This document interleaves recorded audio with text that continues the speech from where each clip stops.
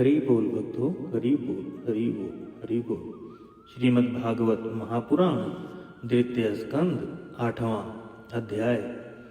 राजा परीक्षित के विविध प्रश्न। ओम नमो भगवते वासुदेवाय। ओम नमो भगवते वासुदेवाय।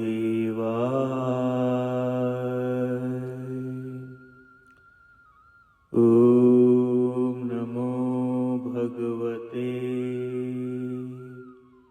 वासुदेवाय।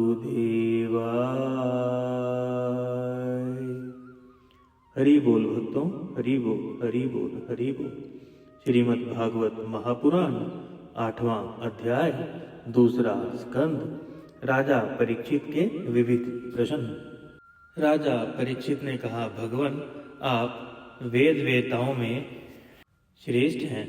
मैं आपसे ये जानना चाहता हूँ कि जब ब्राह्मण जी ने निर्गुण भगवान के गुणों का वर्णन करने के लिए नारद जी को आदेश दिया, तब उन्होंने किन किन को किस रूप में उपदेश दिया। एक तो अचैतन्य शक्तियों के आश्रय भगवान की कथाएं ही लोगों का परम मंगल करने वाली हैं।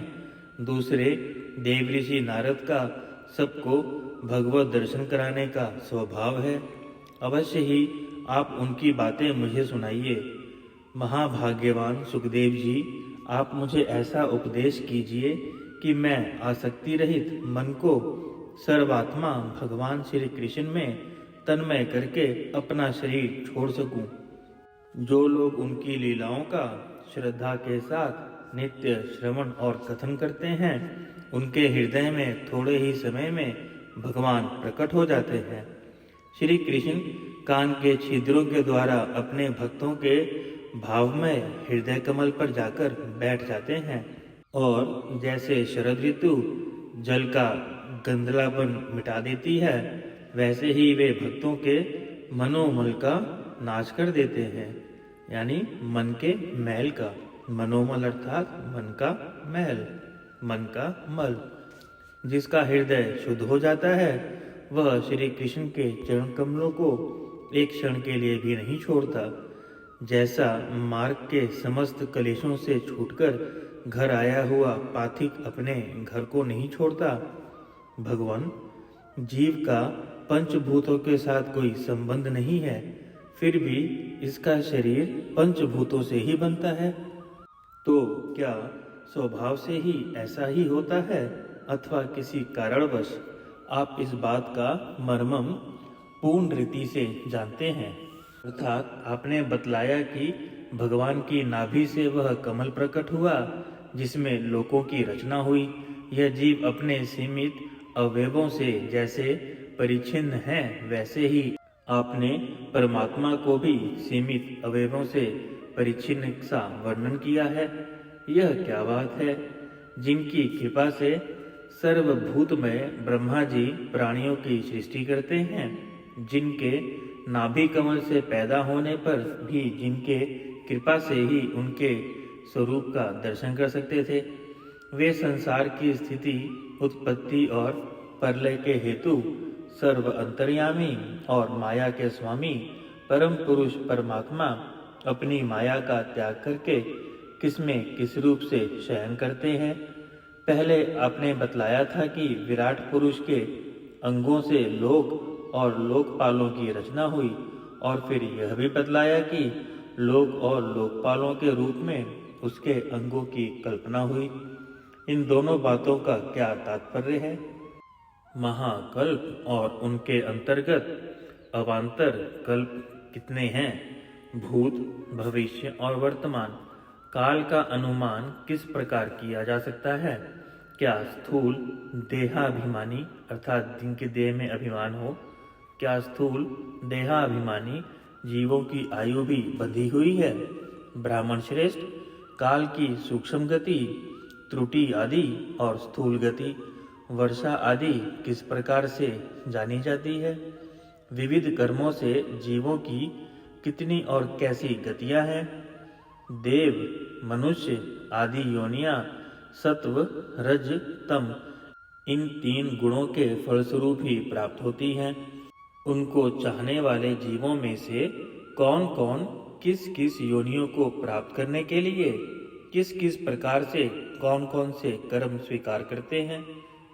पृथ्वी, पाताल, दिशा, आकाश, ग्रह, नक्षत्र, पर्वत, नदी, समुद्र, द्वीप और उनमें रहने वाले जीवों की उत्पत्ति कैसे होती है। ब्रह्मांड का परिणाम भीतर और बाहर दोनों प्रकार से बतलाइए।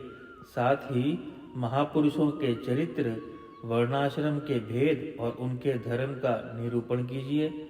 युगों के भेद, उनके परिणाम और उनके अलग अलग धर्म तथा भगवान के विभिन्न विभिन्न अवतारों के परम आश्चर्यमय चरित्र भी बतलाइए। मनुष्यों के साधारण और विशेष धर्म कौन कौन से हैं। विभिन्न व्यवसाय वाले लोगों के, राजऋषियों के और विपत्ति में पड़े हुए लोगों के धर्म का भी उपदेश कीजिए। तत्वों की संख्या कितनी है, उनके स्वरूप और लक्षण क्या हैं।